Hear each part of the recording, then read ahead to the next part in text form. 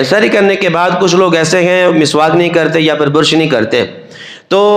منہ کے اندر کچھ اجزاء رہ جاتے ہیں۔ روزہ بند ہونے کے بعد ان کو محسوس ہوتا ہے کہ میرے منہ میں کچھ اجزاء تھے۔ کچھ لوگ ایسے ہوتے ہیں کہ جن کے دانتوں میں خول بھی بنے ہوتے ہیں، کہ دانت خراب ہوتے ہیں، ان میں کچھ روٹی کے اعضاء یا پھر گوشت کی بوٹی تھوڑا سا ذرا وہ پھنس جاتا ہے جا کر، تو اس کا حکم کیا گیا؟ شریعت مطالعہ یہ فرماتی ہے کہ اگر روزہ بند ہونے کے بعد بندے کے منہ میں چنے کا جو دانہ ہوتا ہے نا، چنے کا دانہ، اس کے برابر منہ میں ذرا تھا یا پھر اس سے زیادہ تھا، چنے کے برابر ذرا تھا یا پھر چنے کے ذرے سے زیادہ ذرا تھا منہ کے اندر، اور بندے نے روزہ بند ہونے کے بعد اس کو نگل لیا تو روزہ ٹوٹ جائے گا، روزہ ٹوٹ جائے گا۔ اگر چنے سے کم ذرا تھا، چنے سے کم ذرا تھا اور منہ کے اندر ہی تھا اور بندے نے باہر نہیں نکالا، اندر ہی نکل گیا، تب روزہ نہیں ٹوٹے گا۔ روزہ ٹوٹنے کے لیے جو منہ کے اندر اجزاء ہے اس کی مقدار یہ ہے کہ چنے کے برابر ہو یا پھر چنے سے زیادہ ہو، اس کو نگل لیا تو روزہ ٹوٹ جائے گا۔ چنے کے